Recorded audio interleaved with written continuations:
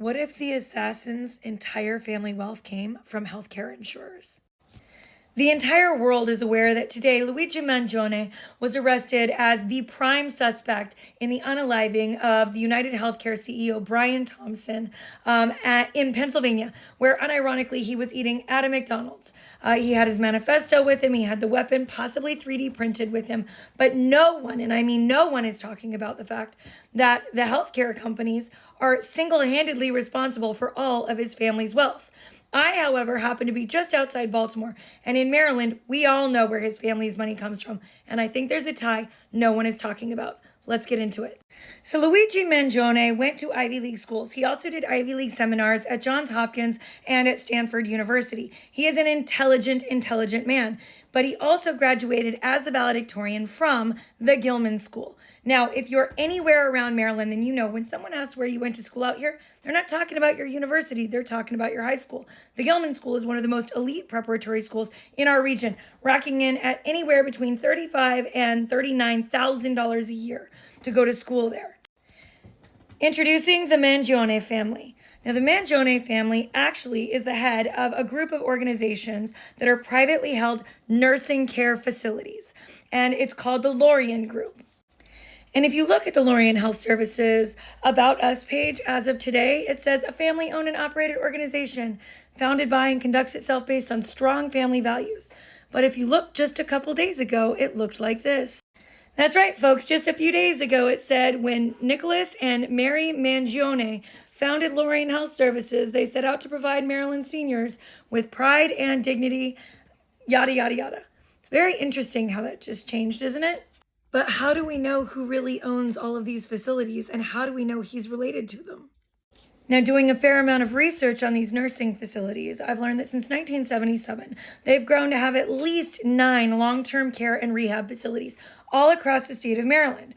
They also have expanded to add a healthcare services company, and they invested a ton of money in buying Turf Valley Golf Resort, where they have tons of weddings and conferences, and they also host hundreds and hundreds of dinners for healthcare and pharmaceutical representatives. No correlation, I'm sure. This is an article from the Washington Post discussing Nick and Mary Mangione's acquisition of the Turf Valley Resort.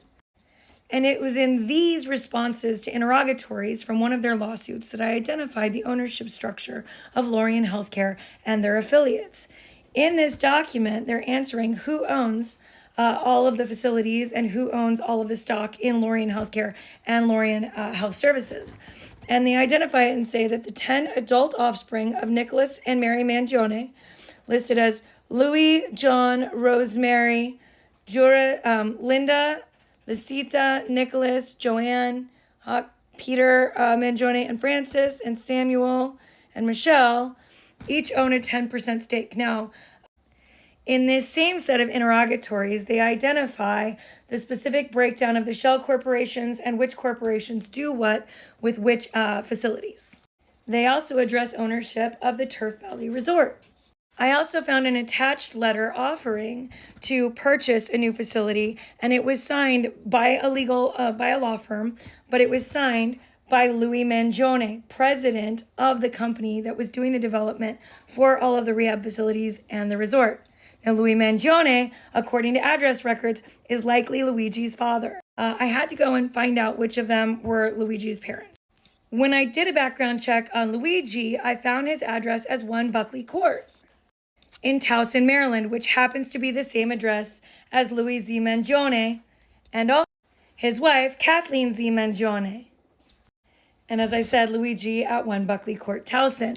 In case you're wondering, 1 Buckley Court is neatly nestled right at the foothills of Providence, one of the most exclusive areas to live in and around Baltimore and Baltimore County. It's also very close to the private country club that the Mangione family purchased and operates today. Now, taking a really hard look at how the experiences are for the residents at their family nursing facilities, at first glance, it looked like they were really actually on the up and up. It looked like their residents were well taken care of.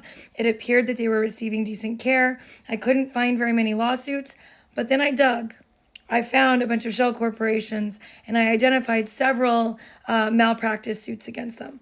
I also went and looked at the government rankings of their nursing facilities from the Medicare assessment team that actually determines whether or not the residents have a strong quality of life. And let me tell you, the numbers were not pretty. Jumping back to the healthcare facilities and the state or condition and quality of care that their patients receive. Remember, Luigi volunteered here quite a bit. Right now, their most recent health rating is 2 stars, and they have received at least 24 demerits just on the health conditions and the health inspection investigations in their one facility this year alone. If you look here, it says the average number among similarly sized nursing homes in the United States is 9.6, and they've received 24 demerits just this year on one facility. According to this, they're squeezing 112.7 patients on average into a facility that the average in the United States holds 81.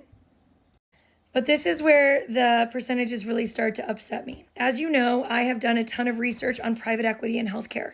And right here, you're going to see the percentage of long-stay, low-risk residents who lose control of their bowels or bladder, which has to be marked every time it happens for Medicare to pay for their bills. 83.2%. The national average is between 48-ish%. That means that of their low-risk patients, almost 85% of them do not get taken to the bathroom in time to use the facilities and are forced instead to go on themselves or in their bed or in their diapers or whatever they have them using. But they are not taken to the bathrooms 84% of the time.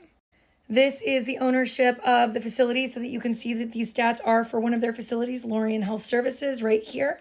And if you look, it's got their contact information right here. I'm not saying to use it. Do not use it.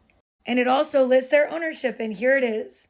We have Michelle, Rosemary, Linda, Joanne, John, Louis Mangione, Nick Mangione, Peter, Samuel, and Francis, the 10 siblings, each owning 10%, as stated in the article I posted before.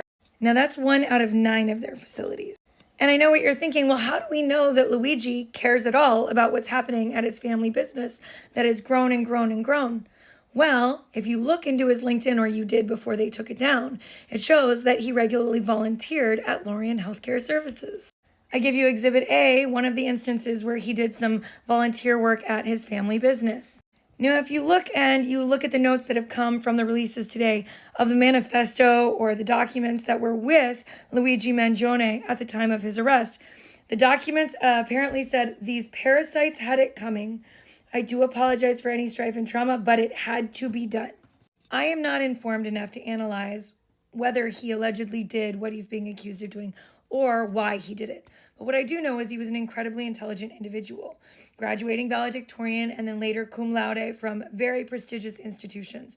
His social media feed reads like a philosophical challenge board. And as somebody who has a degree in philosophy, I was actually kind of shocked by how much of his posting actually overlapped with a lot of the stuff that I read in school. I do know that we may be dealing with the possibility of an identity rebellion, or we could be dealing with an ideological, ethical awakening.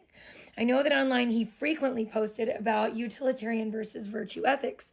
Now, if you're not familiar with that concept, utilitarianism is the greatest good for the greatest number of people, regardless of what it takes to get there.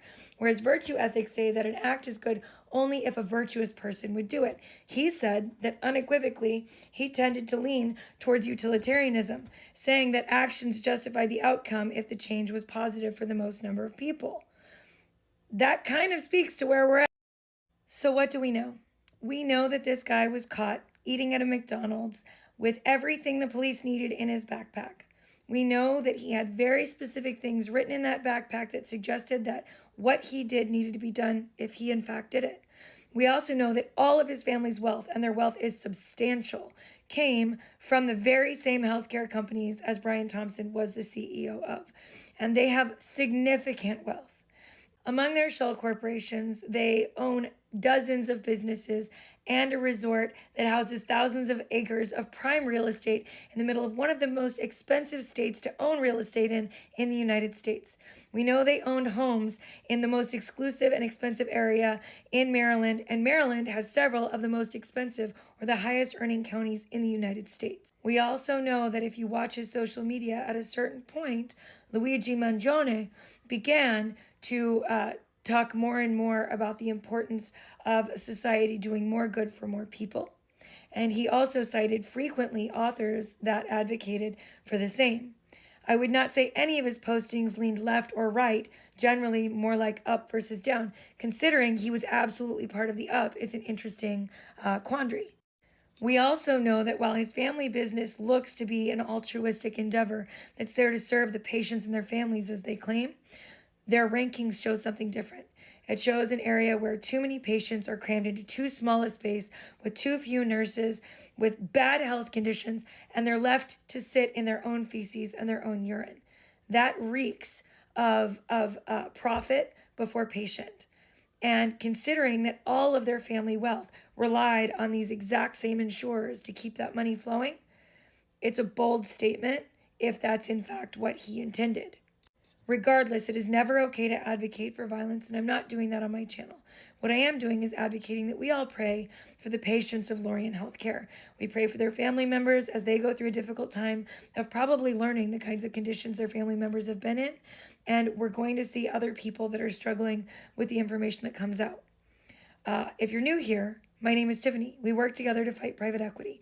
We work together to save small businesses in our community, to expose corrupt corporations, and to talk politics regularly.